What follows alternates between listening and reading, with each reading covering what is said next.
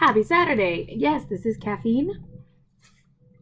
I figured many of you were worried and wondering if I still got my caffeine out of a pineapple cup. Don't worry, I do. This one's a much bigger pineapple cup as well. This is my home caffeine pineapple cup. So, hopefully you're enjoying this beautiful Saturday. My window is open. I can hear birds chirping. I can't wait to go outside today. I will go for a walk. I'm so excited. I went for a walk yesterday. It was so nice out. It's like not too cold, not too hot, a little sunny, work on my tan, you know, all that fun stuff. So yesterday we read chapter 2, which was Diggory and his uncle. Today we are going to read chapter 3, which is titled The Wood Between the World. I love chapter 3. So some of you have commented. I'm going to give a shout out to Annie. Love you, Annie. Thank you for listening. I do appreciate it. Caitlin also commented, hey, Caitlin, what's up? And Maggie has been watching. I know she's been messaging me. So is Jalissa. I miss all you guys. All right.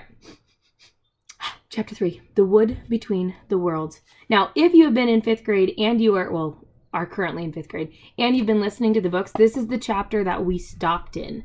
So this might have new information, and tomorrow for sure we'll have new information. So be ready. The Wood Between the Worlds. Uncle Andrew in his study vanished instantly. Then for a moment, everything became muddled. The next thing Diggory knew was that there was a soft green light coming down on him from above and darkness below. He didn't seem to be standing on anything, or sitting, or lying. Nothing appeared to be touching him. I believe I'm in water, said Diggory, or underwater. This frightened him for a second, but almost at once he could feel that he was rushing upward. Then he found his head suddenly came out into the air, and he found himself scrambling ashore out onto a smooth, grassy ground at the edge of a pool. As he rose to his feet, he noticed he was neither dripping nor panting for breath as anyone would have expected after being underwater. His clothes were perfectly dry. He was standing by the edge of a small pool, not more than 10 feet from side to side, in a wood. The trees grew close together and were so leafy that he could get no glimpse of the sky. All the light was green light that came through the leaves, but there must have been a very strong sun overhead, for this green daylight was bright and warm. It was the quietest wood you could possibly imagine. There were no birds, no insects, no animals, and no wind. You could almost feel the trees growing. The pool he had just got out of was not the only pool. There were dozens of others, a pool every few yards as far as his eyes could reach. You could almost feel the trees drinking up the water with their roots. This wood was very much alive. When he tried to describe it afterward, Diggory always said it was a rich place, as rich as plum cake. The strangest thing was almost before he had looked about him, Diggory had half forgotten how he'd come. At any rate, he was certainly not thinking about Polly or Uncle Andrew or even his mother. He was not in the least frightened or excited or curious. If anyone had asked him, "Where did you come from?" he would probably have said, "I've always been here." That's what it felt like, as if he has always been in that place and never been bored, although nothing had ever happened. As he said long afterward, it's not the sort of place where things happen. The trees just go on growing, that's all. After Diggory had looked at the wood for a long time, he noticed that there was a girl lying on her back at the foot of a tree, a few yards away. Her eyes were nearly shut, but not quite, as if she was just between sleeping and waking. So he looked at her for a long time and said nothing. And at last she opened her eyes and looked at him for a long time and also said nothing. Here's a picture of Diggory in the wood. And you can see back here, there's Polly laying down. Half asleep, half awake, not sure what's happening. Then she spoke in a dreamy, contented sort of voice. "I think I've seen you before," she said. "I rather think so too," said Diggory. "Have you been here long?" "Oh, always," said the girl. "At least, I don't know, a very long time." "So have I," said Diggory. "No, you haven't," she said. "I've just seen you come up out of that pool." Yes, I suppose I did," said Diggory with a puzzled air. "I'd forgotten." Yeah, then for quite a long time, neither of them said anything more. Look here, said the girl presently. I wonder, did we really ever meet before? I had a sort of idea, a sort of picture in my head of a boy and a girl like us, living somewhere quite different and doing all sorts of things. Perhaps it was only a dream. I've had the same dream, I think, said Diggory, about a boy and a girl living next door, and something about crawling among rafters. I remember the girl had a dirty face. Aren't you getting that a little mixed up? In my dream, it was the boy who had the dirty face. I can't remember the boy's face, said Diggory, and then he added, Hello, what's that? Why, it's a guinea pig, said the girl. It was a fat guinea pig nosing around in the grass, but round the middle of the guinea pig there ran a tape, and tied onto the tape was a bright yellow ring. Picture the little guinea pig with the ring on its back. Pretty cool. I don't think it's focusing. There, that's better. Guinea pig. Look, cried Diggory, the ring. And look, you've got one on your finger and so have I. The girl now sat up, really interested at last. They stared very hard at one another, trying to remember, and then at exactly the same moment they shouted out, Mr. Ketterly, and he shouted out, Uncle Andrew, and they knew who they were and began to remember the whole story. After a few minutes of hard talking, they got it straight, and Diggory had explained how beastly Uncle Andrew had been. What do we do now? Said Polly. Take the guinea pig and go home? There's no hurry, said Diggory with a huge yawn. I think there is, said Polly. This place is too quiet. It's so dreamy. You're almost asleep. If we once give in to it, then we shall just lie down and drowse forever and ever. It's very nice here, said Diggory. Yes, it is, said Polly. But we've got to get back. She stood up and began to go cautiously toward the guinea pig, but then she changed her mind. We might as well leave the guinea pig, she said. It's perfectly happy here, and your uncle will just do something terribly horrid to it if we take it home. I bet he would, answered Diggory. Look the way he's treated us. By the way, how do we get home? Go back into the pool, I expect. They came and stood together at the edge, looking down at the smooth water. It was full of reflection of green leafy branches. They made it look very deep. We haven't any bathing things, said Polly. We shouldn't need them, silly, said Diggory. We're going in with our clothes on. Don't you remember it didn't wet us on the way up? Can you swim? A bit. Can you?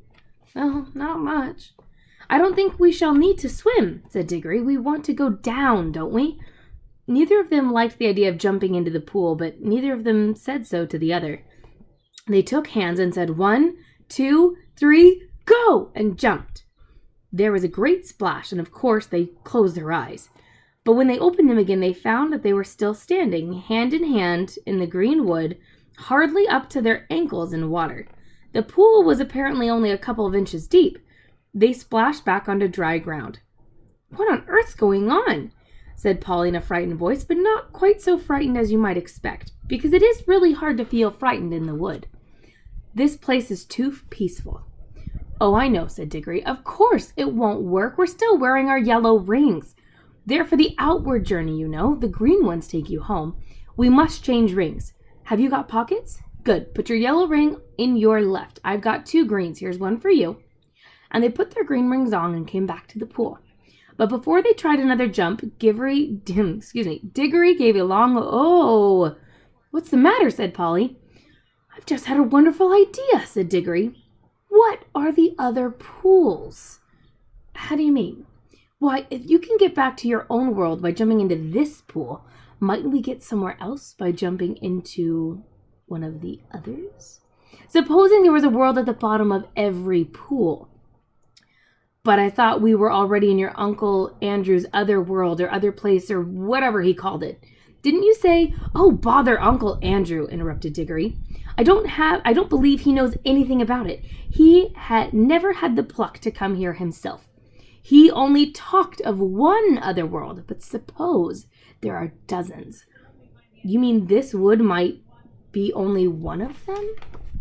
No, I don't believe this wood is a world at all. I think it's sort of an in-between place.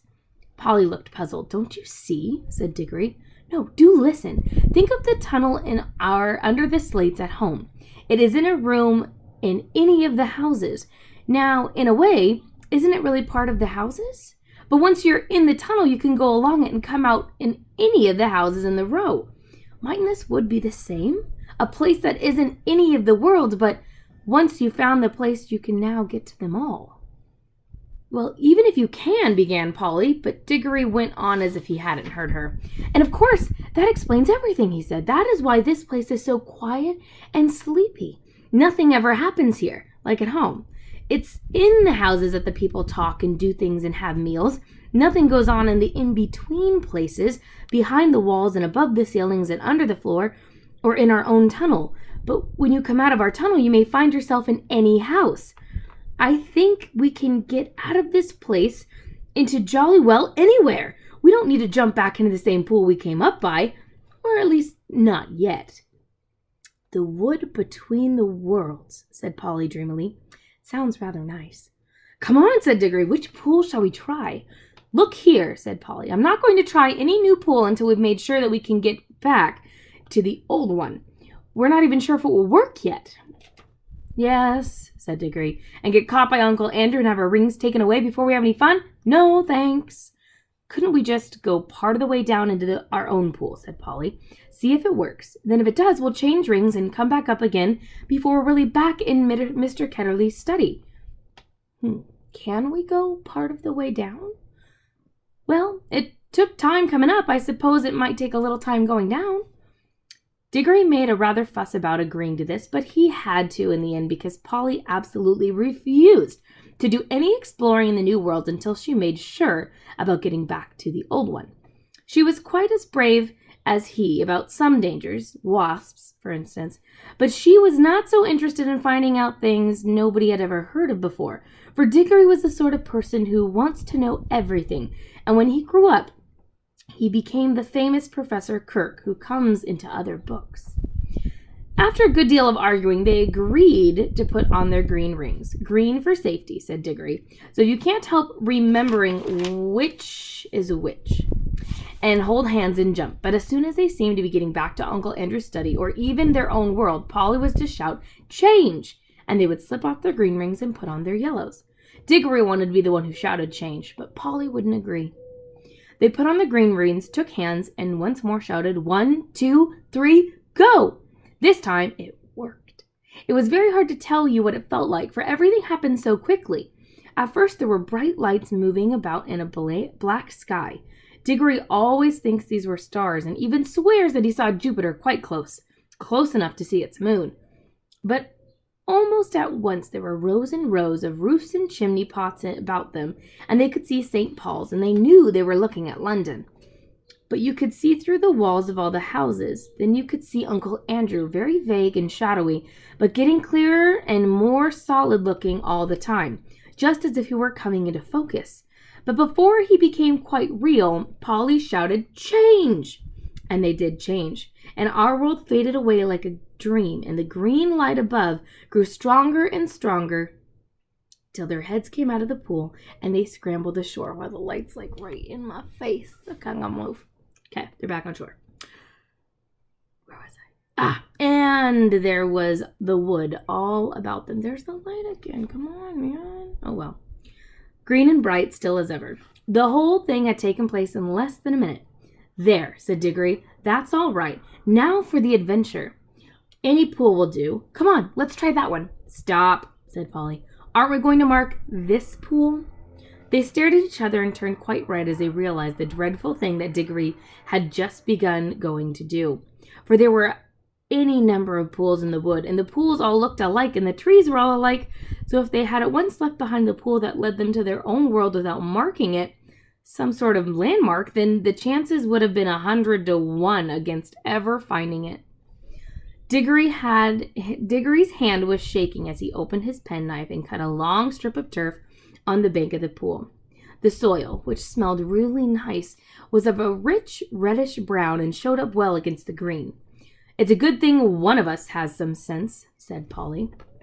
Well, don't keep on gassing about it, said Diggory. Come on, I want to see what's in one of the other pools. And Polly had given him a pretty sharp answer, and he said something even nastier in reply. The quarrel lasted for several minutes, but it would be dull to write it all down. Let us skip on to the moment where they each stood with beating hearts, rather scared faces on the edge of an unknown pool, with their yellow rings on, and held hands, and once more they said, 1, 2, 3, go! Splash! Once again, it hadn't worked. This pool, too, appeared to only be a puddle. Instead of reaching a new world, they only got their feet wet and splashed their legs for a second time that morning. If it was morning, it seemed to always be the same time in the wood between the worlds. Blast and botheration! Exclaimed Dibbery. What's gone wrong now? We put on our yellow rings. He said yellow was for the outward journey. Now the truth was that Uncle Andrew, who knew nothing about the wood between the worlds, had quite a wrong idea about the rings. The yellow ones weren't an outward ring, the green ones weren't homeward rings, at least not in the way he thought. The stuff of which both were made had come from the wood. The stuff in the yellow ring had the power of drawing you into the wood, which was the stuff that wanted to get back to his own place, the in-between place. But the stuff in the green rings is the stuff that is trying to get you out of its own place, so that a green ring would take you out of the wood into a world. Uncle Andrew, you see, was working on the things he didn't really understand. Most magicians are. Of course, Diggory did not realize the truth quite clearly either, or at least not till later. But when they had talked it over, they decided to try their green rings in the new pool, just to see what happened. I'm game if you are, said Polly, but she really said this because, in her heart of hearts, she now felt for sure that neither kind of ring was going to work at all in the new pool, so there was really nothing worse to be afraid of other than another splash. I am not quite sure that Diggory had not the same feeling. At any rate, they had both put on their green rings, come back to the edge of the water, taken hands again. They were certainly a good deal more cheerful and less solemn than they had been the first time. 1, 2, 3, go, said Diggory, and they jumped. That is the end of Chapter 3. Chapter 4 is titled The Bell and the Hammer. Now, what do you think? Do you think it worked? Do you think they found a new world? Do you think they just splashed their ankles a little bit more? Stay tuned for tomorrow to find out. This has been fun. Enjoy your Saturdays. Have a nice day. Love and support you.